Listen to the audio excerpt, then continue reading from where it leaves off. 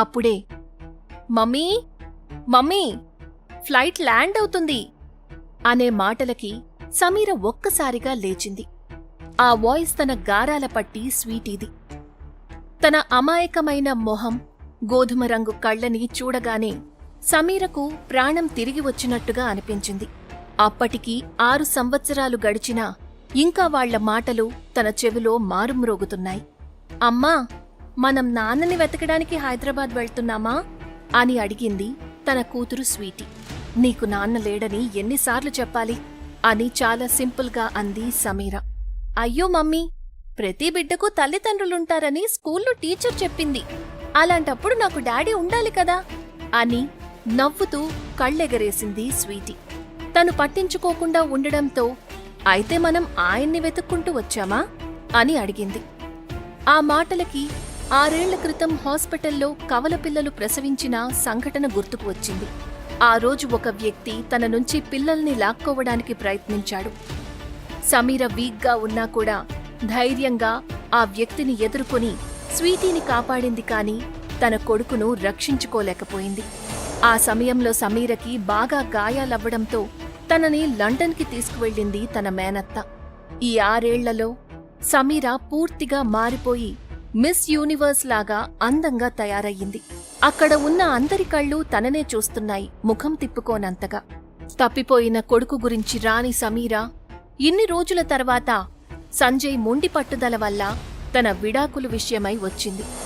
Airport నుంచి ఎప్పుడెప్పుడు బయటపడదామా అనుకుంటుంటే తన తండ్రి గోపాల్ నుండి ఫోన్ రావడంతో లిఫ్ట్ చేసింది. నిన్ను పికప్ చేసుకోవడానికి సంజయ్ ఎయిర్పోర్ట్కొస్తున్నాడు, అతనితో డైరెక్ట్గా ఇంటికి రా, అన్నీ అక్కడికొచ్చాక మాట్లాడుకుందాం అని కాల్ కట్ చేశాడు. సమీర బయటికి రాగానే సంజయ్ కనపడ్డాడు.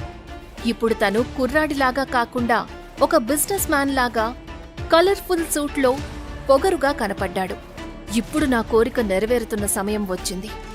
నాకు డైవర్స్ మాత్రమే కాదు, వాళ్లమ్మ సమీర పేరు మీద రాసిన కంపెనీ కూడా కావాలి అని పట్టుదలగా అన్నాడు సంజయ్ తన డ్రైవర్తో.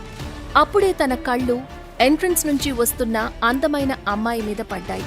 అరే యార్, హైదరాబాద్లో ఇంత అందమైన అమ్మాయిని నేనెప్పుడు చూడలేదు అని చొంగ కార్చుకుంటూ కళ్ళు ఆర్పకుండా తన వైపే చూస్తున్నాడు. అందులో సంజయ్ని చూసి షాక్ అయ్యింది సమీర.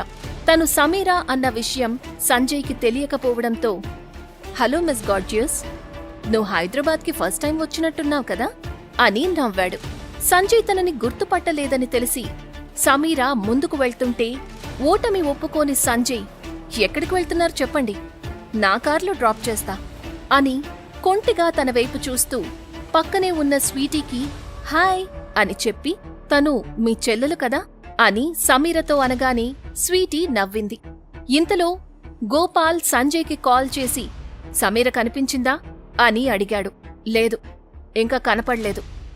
ఆమె సైజ్కు ఎక్కడున్నా ఎంతమందిలో ఉన్నా కనపడుతుంది, కంగారు పడకండి అని కట్ చేశాడు సంజయ్.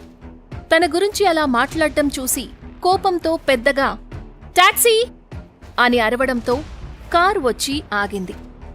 తను కార్లో ఎక్కబోతుంటే సంజయ్ ఆపి, మీరు ఏ హెల్ప్ కావాలన్నా రావ్ ఫ్యామిలీ అని చెప్తే చాలు, డైరెక్ట్గా మా ఇంటికి తీసుకొచ్చి దింపుతారు అని అన్నాడు. అవేమీ పట్టించుకోకుండా సమీర కార్లో కూర్చుంటే తనతో, హలో మేడం, మీ పేరు చెప్పనేలేదు అని అనడంతో సమీర తన కూలింగ్ గ్లాసెస్ తీసి తన కళ్లల్లోకి చూస్తూ సమీర అని చెప్పగానే షాక్ అవ్వడం సంజయ్ వంతయింది. సమీరాని సంజయ్ గుర్తుపడతాడా? సమీర సంజయ్ మీద ప్రతీకారం తీర్చుకుంటుందా? ఈ ప్రశ్నలన్నిటికీ సమాధానం తెలియాలంటే పాకెట్ FM యాప్లో నెక్స్ట్ ఎపిసోడ్స్ చూడండి.